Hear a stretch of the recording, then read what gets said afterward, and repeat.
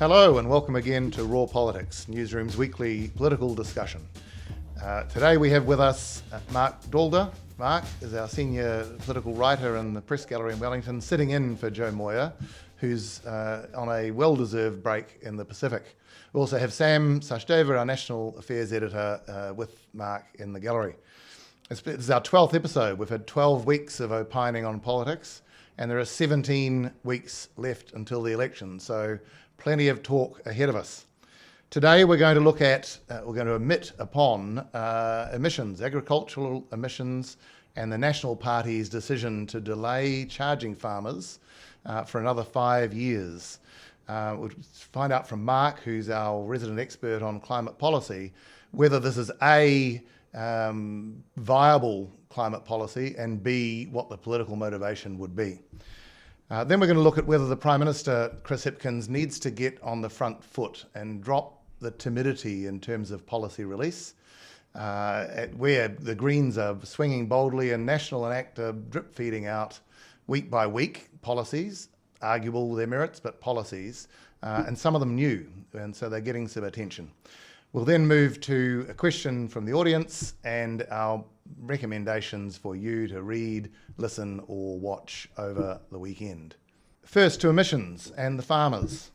Marc, you've watched this sector and this element of policy very closely for years.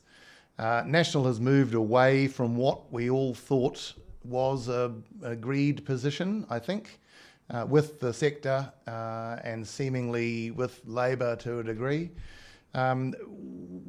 How big a deal is this for climate policy, and what's their motivation politically? To start with, it's a pretty big deal for climate policy. This has always been, the big debate in New Zealand. Relatively few people are opposed to wind farms and solar farms and decarbonising transport, but it's agriculture, which makes up half of our emissions, where the issue really has been. If National is elected and they really do delay the pricing until 2030, that would make it 26 years since a price was first supposed to come into effect, which was the so-called fart tax under Helen Clark, and which was supposed to be in mid-2004. What's happened here basically is the sector put out a proposal for emissions pricing in mid-last year. The National Party supported it. The government said they'd take it away, look at it, and come up with a response based on it. By the time that response came out in October, it wasn't really substantively all that different from what the sector had proposed, but the polls had shifted and people in the sector had got the sense that maybe there was going to be, or at that time looked particularly likely to be, a change of government in just a year's time. And there was a clear sort of political opportunity to see if they could maybe get a better deal out of National than out of the government. Over the past couple of months, National has sort of walked away from He Waka Kanoa and the sector proposal, and now they've come out and said, yep, we're not going to go ahead with that. We've got this new version, which the sector has taken a look at and said, looks great to us. 5 more years, no price, nothing to complain about at all. There's a political aspect here where the sector groups are nominally on board with emissions pricing, groups like Dairy NZ, Beef and Lamb, even Federated Farmers. But the farmers themselves are generally not on board with it. There was a poll done by the Climate Change Commission last year that found that fewer than half of farmers think they should have to reduce emissions at all, let alone actually pay a price until they do.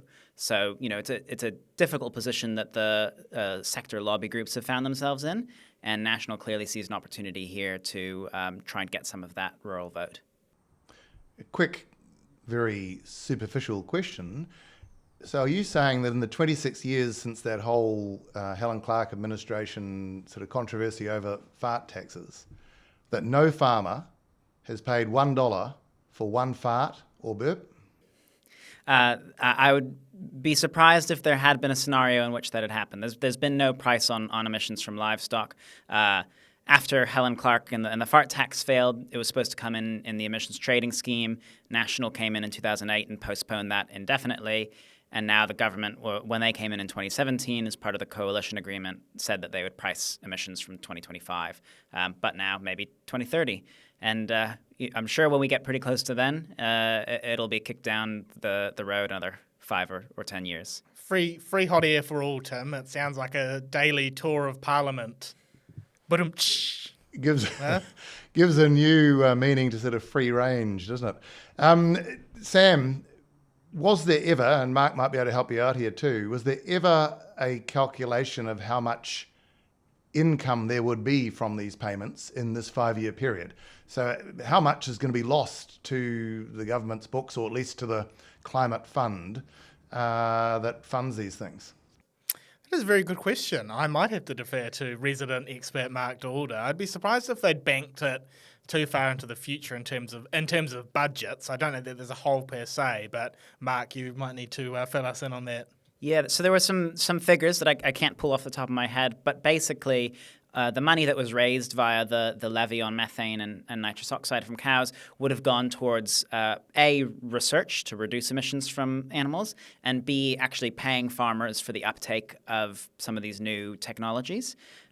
Treasury was actually quite concerned about the government's plan, saying that they were worried that the payments were too generous and what was supposed to be a revenue-neutral scheme essentially would actually turn into a liability for the government. So from that perspective, the doesn't change the spending dynamics all that much for the government, but maybe it does take a bit of cash out of the research programs, which are really important if we are going to find a technology that works. Sam, in terms of the politics, really by National perhaps backing away here, they're going for votes that are in the centre-right or the right already, right? So that it's really a National claiming some ground back from ACT rather than really anyone in the centre or Labour or centre-left. So it's a zero-sum game in a way, isn't it, for the ultimate coalition? Yeah, that's right. And you and I were talking about this earlier in the week, Tim. It's a little bit confusing because you're not going to have aggrieved farmers who are so angry at National supporting the Labour government's policy that they're going to vote Green or Labour or anything like that. I suppose one consideration for National, and Mark was talking about this when we were in the office earlier, is that if National bleeds too much of its vote to ACT and it starts to look like we might have a quote-unquote reactionary, hard-right National ACT government, the coalition of cuts, maybe then in turn National starts to bleed some of that centre vote to Labour. So possibly by tacking right, they're actually trying to shore up the centre, so to speak. It's a weird kind of political origami or jiu-jitsu, and I don't know whether it'll work, but on the face of it, it does seem strange because these are votes that are staying on the right anyway.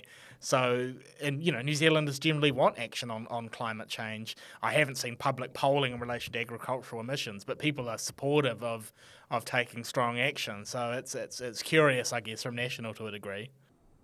And Mark, for Labour, they responded at field days with a research, I think, announcement or two that amounted to something like $20 million, I think. But can they win back their position with the farming community and the policy that was almost agreed, or we thought might have been agreed in the past? I think it'll be hard to get support from farmers themselves, but partly that's because farmers never supported the original proposals anyways. From the farming groups, even while Dairy NZ was saying it really liked National's policy, it was pretty clear that they said, we'll work with whoever's in government. And so if Labour is in a position to be making these decisions after the election, they're going to be the ones, who the sector groups have to work with. So I think a price is likely if Labour wins the election and is in government. The sector groups have a better chance of getting something favourable to them if they have a seat at the table. But it's not going to be something that you're going to get every farmer out there saying this is a great policy, because for a lot of them, they just don't think it's needed. And Sam, you're our trade guy.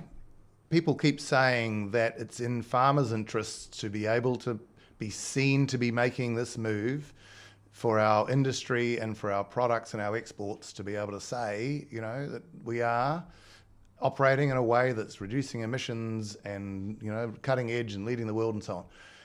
Does it wash it all? Does it matter to the industry at this point? are they being short-sighted not to recognise that? I think it matters in the long term, and actually, if you look at a lot of these things, it is consumer-led, basically. If you look at change in terms of, ESG that businesses talk about, and environment, social good, and something else. Can't remember. Not a business guy. There is a driver there, but in the short term, actually, New Zealand stacks up pretty well, and that was our argument, the government's argument, industry's argument.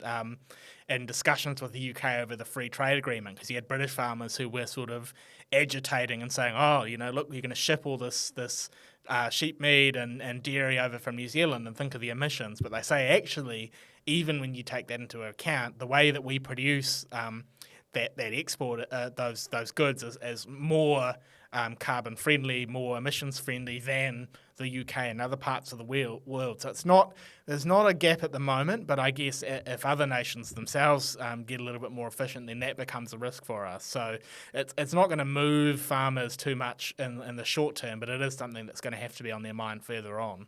And I'll just jump in to say I think there's also a reputational point for New Zealand. Diplomatically speaking, if agriculture is half of our emissions and we're not tackling it, then we look like we're not doing enough on climate change. It's hard to stand up at the climate change conferences and tell other countries to stop burning fossil fuels when we're doing nothing about dairy. So while our dairy might be cleaner than other countries' dairy, we also have a lot more of it than other countries do, and so there's more of an onus for us to take action. And Mark, you had a good piece on Newsroom this week with James Shaw saying that New Zealand's going to be all in, that we've got to actually be out there and be kind of actively on the right side, pick a side and be on the right side globally on climate issues. And yeah, I guess if you're hamstrung going out into the world with sort of one of the central sectors not being brought into any kind of incentive to reduce emissions, that's going to be trouble ultimately for New Zealand out there. On to general political matters. Is it time for Christopher Hipkins and Labour to start throwing away the timidity in policy release? They've let, I think, the ground be taken by not only the Greens, who are swinging boldly this week on their tax policy, but also to National and Act, who are dropping policies, some of them old, some of them new, and some of them with new thinking. Labour's holding back, or seems to have been holding back, as the incumbent. Sam, what stage in this next 17 weeks do we see them actually get off, jump down into the ring and deliver new ideas? Yeah, I think it's got to be sooner rather than later. I don't think anyone in Labour will be hitting, the panic button yet. But you're right, I think they seem to have lost a little bit of the initiative and the sort of the boost, the bump in the polls that they had after Chris Hipkins took over from Jacinda Ardern. So, at the time, it was really all about things he was getting rid of and this, policy bonfire or scrap heap or whatever metaphor you choose. But we really haven't seen much in terms of, large policy, significant policy to replace that. If you look at what we've had in recent weeks, the election year Congress, which is a big event, you rah-rah for the party faithful. The sort of keystone announcement, if you can call it that, was that Labour would keep the superannuation age where it was. And look, I understand the politics behind that. It forces National into a sort of difficult position in terms of stating their own views on whether the superannuation age should rise. But it's not a policy. It's just saying we are going to keep doing what governments have already been doing for the last 2 decades. We had some movement on vaping, which important, worthy, really interesting issue, but it's not particularly sexy. I don't think you're going to win voters in terms of, changing the regulations around there. And then the other week we had the announcement or the re-announcement of 1,800 new police officers. And this is a bugbear of mine. I'm going to keep it brief because otherwise I could take up the remainder of the show. But New Zealand First and Labour coalition agreement in 2017, they would bring in 1,800 more police officers over 3 years. They were going some way short of that, and the assumption had been that would account for attrition. So it would have to be 1,800 more than what was in place at the time that Labour came to government in 2017. We get to 2019, Jacinda Ardern and Winston Peters say, oh, no, we were never talking about attrition. We meant 1,800 new police officers, so it doesn't matter how many have left. And I pointed out the questionability of that at the time, a degree of hypocrisy, and we moved on, and lo and behold, the new police minister, Ginny Anderson, last week announced that Labour has reached its milestone of 1,800 more police officers, and a few of us in the gallery were saying, hang on, haven't we been here before? And so, I asked the questions and others asked the questions about why are you re-announcing this thing that's already been announced, and kind of went around in circles and didn't get a satisfactory answer. But, that's one small example, but it's illustrative of the fact that we're getting very kind of niggly, bitsy announcements, and I don't think that's helping Chris Hipkins, because what it means is that there's more air for him to be quizzed about, what National's proposing, what the Greens are proposing, and the various ministerial scandals that he's dealing with. So I think they need to get it on the front foot a bit more and actually reset the policy agenda. Sam, it's all about momentum and velocity when you're in government and when you're new in the prime ministership. And he had that for a bit, even if it was in the negative, although he was framing a new cabinet and those sorts of things.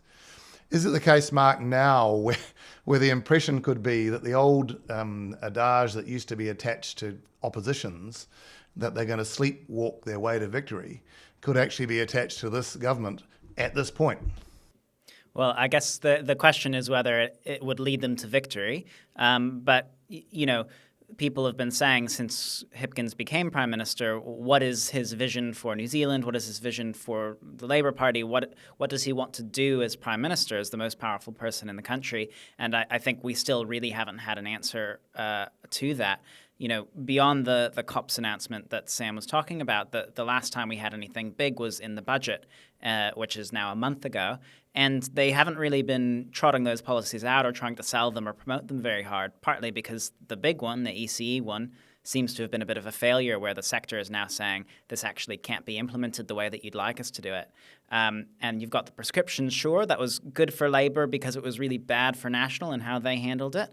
But I don't think that many people are going to be going to the polls saying, yeah, that $5 made a difference. It seems to be probably good policy, helping people stay out of hospital by ensuring they can afford their prescriptions. But the voters Labour is trying to win are not the people who can't afford the $5 prescription fee. They're sort of that middle class swing voter who, yeah, sure, that's helpful, but where's the vision for them? Maybe the ECE thing was it, but if that doesn't come through, we really haven't had anything for a month or two from Labour that is anything for them. Tim, you mentioned the Greens tax announcement over the weekend. What lessons do you think Labour can take away from that? Because at one level you say, look, Labour's not going to be able to offer anything quite as sweeping or comprehensive as that, although maybe some would argue they should. But is there something that Labour can look at from that and say, look, this is how we should be approaching it ourselves, or is that just the joy of being a minor party that you get to put up these big pie-in-the-sky ideas? Well, partly for the Greens, it's a luxury, isn't it, that they can put those things up. For the other party, the big partner party, most likely to be if they get in, Labour with the Greens, it's an embarrassment in a way for Labour. It's a bit of a cringe because they know that it's so easy to paint them with this big wealth tax and tax, on assets, all those things, which people want to do, and coalition of cuts, of chaos at least, sorry. But Labour, I think, the thing they need to do is something fresh, something new that they've been studying, that they've been absorbing, that they've learned from all the policy apparatus they've had around them for 5 or 6 years. I think that's where the demand would come in for them to do something. It might not even be that huge, but Mark, to the point on the prescriptions, that was a policy announcement in the negative. We are no longer going to be doing this. That has been done for 5 years of our government. And so it was hardly kind of innovative or trying to challenge status quos or the things we've always kept doing. I think that's where they need to show some initiative now. They are on the back foot. And I'm not just talking polls, I'm talking sort of just with the momentum of discussion and airing of political ideas coming forward. I know they won't be, moribund. They won't sit there and take it until campaign time. but it needs to be soon and it needs to be fresh, in my view. So, Mark, on the Greens. So the Greens decide this knowing that it helps their opposition, their opponents at least, paint them and Labour together as a dangerous, take your money grouping. So they know that. But they think, oh, what the hell? We need to be, A, trying to address big principled issues, but B, we are also carving out territory for ourselves, maybe with young people and with people who are not, of that stage in life to be worried about wealth or other taxes. What's their calculus and equation here? Yeah, a lot's been made of them sort of describing the policy themselves as radical. Clearly they're not afraid of that branding, and it helps them with the voters that they're trying to target. I have been surprised at how much of the advertising and promotion by the Greens of this policy has focused on the tax elements, and particularly the tax increase elements, so the wealth tax, the trust tax, raising taxes on the rich, when there's actually a much easier line for them that has broader appeal as well as appealing to the people who are their base, which is that everyone earning under $125,000 a year gets an income tax cut. That's really persuasive, and that captures, the majority of working New Zealanders. It tells the Green Party base, yes, working people, low-income families, they're getting a tax cut, but it also tells the middle-class New Zealanders, you actually get something from us as well. In that exact same way that Labour's sort of the $5 prescription fee really doesn't affect the middle class, actually a bit of a tax cut can have a much bigger impact for those families and for those people. But the Greens really haven't, angled on that in the way that I might have expected them to. So I don't know if that's, a conscious strategic choice to go harder after the base who want to see a wealth tax and taxes on the rich, or whether it's just an oversight. It's bold. We need bold. We need to encourage bold. Yes, more please. Turning to our question today, does the panel think New Zealand is actually a wet, windy, negative, inward-looking country, as Chris Luxon alleges? Mark, having been born elsewhere and of recent times coming to this place, are we wet, windy, negative, inward-looking? I think, inward-looking I could maybe use to describe New Zealand. It's not a place where many people have been outside of the country, and that sort of maybe to someone like Christopher Luxon, who lived outside of New Zealand for a long time, is noticeable on coming back. That said, there's an interesting sort of strategic question here for Luxon where, maybe this goes along with his attempt to portray everything as really bad under Labour. We're in a recession now, thanks to Labour. Crime is through the roof, thanks to Labour, etc. But when you're actually talking about the country itself, maybe that goes too far and you're actually attacking the people you want to vote for you. So, it might not land the right way or the way he wants it to. Sam, he tried to say, didn't he, that he wasn't meaning the country is wet, whiny, negative, inward-looking. He meant Labour as a government were wet, whiny, negative, and inward-looking. It's hard when you say that. You're talking to a potential voter, the farmer he was with, trying to impress as they do. He didn't mean Labour, did he? No. Yes and no. He seems to have said that the country under this government has become wet and whiny. So he's kind of having a bob each way. And it's not a new line. I think you were at a business event, Tim, with the Indian community where he talked about how wet this government was. And I above anything else, I just find it a very strange insult. And I had an unnamed Generation X press gallery journalist tell me that this was a common epithet, in their time, that it's the equivalent of calling something lame today. And I don't know if you can weigh in on that. Are you a Gen Xer? Well, we'll get into that. But it's look, we are a little bit whiny, and that's kind of fine. We don't want, with all due respect to present company, to be too kind of jingoistic American, where this is the greatest country in the world, God bless us one and all. We complain a bit about things, and it's been tough. So yes, I think we, to some degree, we are, but it's one of those things you probably shouldn't say when you've got TV cameras in your face. And the corollary to it, I guess, is, between 2008 and 2017, under Prime Ministers Key and English, were we not whiny? and negative and inward-looking. And I think those prime ministers at times would have said we were. So it's probably not strictly against the Labour Party that it's intended. This is our national character, and I guess Luxon seems to have been trying to go previously to sort of echo Key's ambitious for New Zealand line, and he has a little bit. He has this line about how we're the greatest country on planet Earth, which is kind of jars. But he's not quite doing it as well as John Key did. So I think he's going to have to sort of work on that and finesse his language a bit. Let's wrap things up with a recommendation from each of us for something that you could or should read, listen to, or watch in the coming days. Something that's impressed us. Sam. Yeah, I very much enjoyed our colleague Jonathan Milne's piece this week, an interview with the government, the advisor who'd helped the select committee looking at the Three Waters bills, uncover some changes that had been made to the legislation without their knowledge. Very, very concerning, a little bit inside baseball, but actually important issues there around what officials are meant to do and how they're meant to help MPs. And I think it's Jono's really pursued it well and pushed it on in an interesting way. Totally agree. And what struck me is the independent person speaking independently afterwards, which is valuable, which you don't often see. Mark, what took your attention? I really enjoyed Thomas Coughlin's scoop for the Herald this week about Christopher Luxon ordering a fully taxpayer-funded Tesla from Parliamentary Services and then cancelling it when people close to him said this is probably politically not a good idea, when you are also on the news this week saying the government should stop subsidizing Teslas and stop paying people to buy Teslas. It sort of shows, I guess, that bit of political naivete that we're still seeing from Luxon. And, it's just a good story from Thomas. And politics is all about timing, isn't it?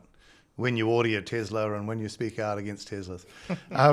So mine is an article on politic.co.nz, Richard Harman, the veteran political journalist's piece on National and its decision to unban, I think was the term, genetic engineering or genetic editing here, and the reaction to that. And interestingly, Richard points out that Judith Collins was in the thick of that in her science portfolio and probably stimulated National into that position. So good one for her and a good read for all of us. So that's it from Raw Politics for this week. Thank you to producer Hugo Stewart and our readers, listeners and viewers. Please send any questions you'd like us to examine to Sam Sachdeva at newsroom.co.nz. Sam, you're the lucky recipient this week. Can't wait. Thank you, Sam. Thank you, Mark, for your learned and thoroughly researched views, especially Mark on the emissions. And you can find us back here next week, same time, same place that you get your podcasts or viewing on YouTube.